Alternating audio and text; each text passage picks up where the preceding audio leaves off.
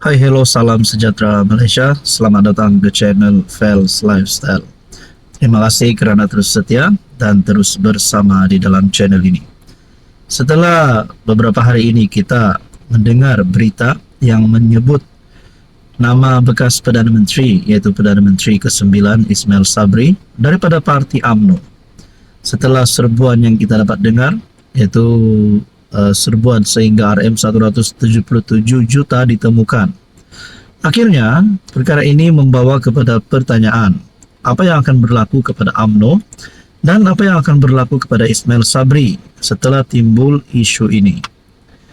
Isu Ismail Sabri sukarkan impian UMNO untuk kembali dominan. Oke, baik, sebelum kita teruskan di dalam artikel ini, di sini saya selitkan produk. Anda boleh lihat ada beberapa produk yang sudah saya share di sini. Anda boleh lihat mana satu yang sesuai di mata, sesuai di hati. Anda boleh klik dan order macam biasa dekat Shopee. Saudara-saudara, tulisan daripada Syabuddin bertarikh 4 Mac. Selain Ismail Sabri Yaakob sendiri yang sudah tentu terkesan secara langsung berikutan rampasan wang tunai dan emas berjumlah RM177 juta yang dikaitkan dengannya, tidak terkecuali turut menerima kesannya ialah UMNO. Ismail Sabri adalah pemimpin UMNO, berjawatan naib Presiden UMNO ketika dilantik sebagai PM menggantikan Muhyiddin pada 21 Ogos 2021. Walaupun beliau dilantik sebagai PM untuk meneruskan kerajaan PN sebelum itu, tetapi beliau tetap pemimpin UMNO. Persoalannya, apa yang tindakan UMNO terhadap Ismail Sabri? Sekiranya Ismail Sabri ini membawa kepada pembawaan negatif terhadap parti UMNO. Adakah beliau akan dipecat, digantung, dan mungkin ada beberapa tindakan yang lain? Malah, sebagai UMNO menyokong Muhyiddin sebagai PM, parti itu kekal memberi sokongan kepada Ismail Sabri sepanjang beliau memegang jawatan tersebut. Ismail Sabri sendiri tidak pernah menyatakan kerajaannya adalah kerajaan PN. Ismail Sabri malah bertanding pada PRU 15 atas tiket UMNO BN dan kekal sebagai MP UMNO BN sehingga sekarang. Senang cerita, menurut tulisan ini, Ismail Sabri adalah orang UMNO dan pemimpin UMNO sehingga hari ini. Kaitan beliau dengan PN hanyalah kerana beliau disokong kuat oleh gabungan tersebut untuk menjadi PM. Apabila SPRM mengesahkan Ismail Sabri disiasat sebagai suspek dan bukan sebagai saksi, ia adalah petunjuk bahawa wang tunai dan emas yang ditemui itu sekurang-kurangnya mengikut dapatan awal SPRM adalah kepunyaannya atau dalam kawalannya. Untuk itu, kebarangkalian UMNO mendapat sokongan yang semakin merosot pada PRU 16 akan datang adalah sesuatu yang tidak boleh ditolak. Cuma apabila pengundi, khususnya orang Melayu, semakin menjauhi UMNO pada PRU akan datang, siapakah yang bakal mengaut labanya? Adakah PH atau KPN yang di dalamnya ada PAS dan bersatu?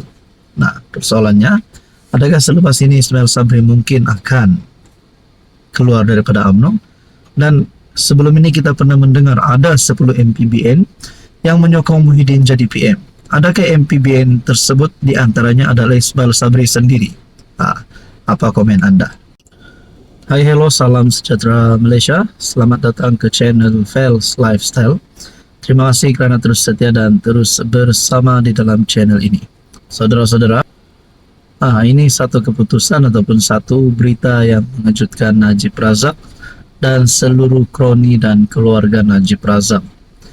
Saya telah mendapat satu maklumat daripada Malaysia Kini mengesahkan bahawa isteri kepada bekas Perdana Menteri Najib Razak, Rosmah Mansor, ke hospital kerana pening. Bicara rayuan ditangguhkan. Di sini mulailah netizen akan meletakkan komen. Pada saya, pendapat saya, mungkin mulalah netizen akan berfikir, adakah Rosmah Mansor larikan diri, sengaja mengelak dan sebagainya. Tapi hakikatnya yang tahu hanya Rosmah Mansor saja. Nah, disahkan Rosmah Mansor mengalami pening akibat komplikasi kesehatan daripada kencing manis dan darah tinggi yang dihadapinya, dan terpaksa meninggalkan istana kehakiman di Putrajaya untuk mendapatkan rawatan di hospital. Oke, saudara-saudara, sebelum saya meneruskan di dalam artikel berita ini, di sini saya ada selitkan produk. Anda boleh lihat beberapa produk yang saya sudah selitkan. Ada produk yang sesuai untuk kanak-kanak, untuk dewasa, dan semua lapisan usia. Harga sangat mampu milik dan berpatutan. Pasukan peguam isteri bekas PM Najib Razak yang dipenjarakan itu memaklumkan perkara berkenaan kepada Mahkamah Rayuan berhubung usaha untuk menangguhkan perbicaraan rayuan penarikan diri yang dijadwalkan hari ini bertarikh 5 Mac. Rosma merayu supaya Muhammad Zaini Mazlan, hakim perbicaraan hampir 3 tahun lalu yang mendapati dirinya bersalah atas 3 pertuduhan rasuah dan menjatuhkan hukuman penjara 10 tahun dan denda Rm970 juta dengan tambahan 30 tahun penjara jika gagal membayar denda dilucutkan.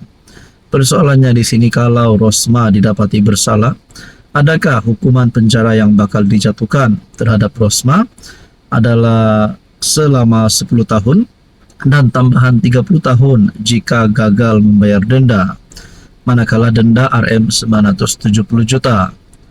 Walaupun sabitan dan hukuman adalah subjek rayuan utamanya yang belum selesai di Mahkamah Rayuan, dia juga membuat rayuan berasingan terhadap keengganan Zaini untuk mematuhi permohonannya supaya dia menarik diri daripada kes rasuahnya yang dikaitkan dengan projek tenaga hybrid solar bernilai Rm1.25 bilion untuk 369 sekolah luar bandar di Sarawak. Agak-agak apa yang akan berlaku selepas ini? Apa komen Anda? Hai, hello, salam sejahtera Malaysia. Selamat datang ke channel Fels Lifestyle. Ini satu pengakuan antara banyak case yang berlaku di Malaysia ini. Antara yang paling disebut ramai adalah case 1MDB. Nah, saudara-saudara, akhirnya saksi pembelaan telah membuat satu pengakuan yang paling mengejutkan. 1MDB, berkaitan dengan 1MDB, menurut saksi pembelaan, saya tak akan bohong di bulan Ramadan. Nah, ini pasti satu pengakuan yang mengejutkan ramai kepimpinan politik di Malaysia.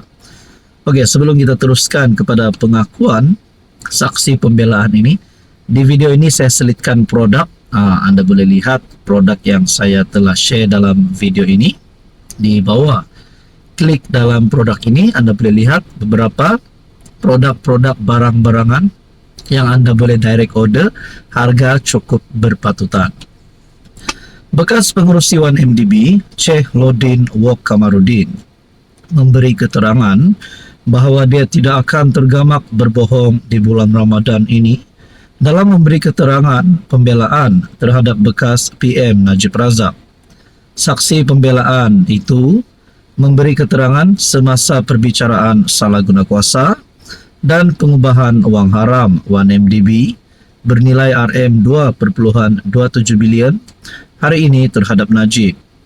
Semasa pemeriksaan balas oleh Peguam Bela Utama Muhammad Syafi Abdullah, Lodin berkata, sepanjang beberapa hari lalu, dia hanya berkata hal yang benar tentang Najib di Mahkamah Tinggi di Putrajaya. Saksi pembelaan itu mengulangi bahawa dia bersedia memberi keterangan hanya mengenai apa yang sebenarnya berlaku di 1MDB semasa dia menjadi pengarah dan kemudiannya pengerusi dari 2009 hingga 2016. Di sini ada dikongsikan dialog antara Syafi dan Lodin. Anda boleh lihat melalui artikel Malaysia Kini. Antara keterangan Lodin sebelum ini ialah panggilan telefon Najib kepada pengerusi 1MDB ketika itu Muhammad Baki Saleh pada September 2009 adalah semata-mata untuk memastikan lembaga itu membuat keputusan cekap mengenai cadangan 1MDB menyertai usaha sama AS1 Billion dengan Petro Saudi International Limited. Dalam artikel ini juga menyebut bekas ahli Parlimen Pekan itu juga bergantung kepada pembelaan bahawa dia telah diberi janji derma oleh Raja Arab Saudi, Raja Abdullah, semasa pertemuan mereka di Riyadh pada 2010. Berkaitan dengan ini, apa komen anda?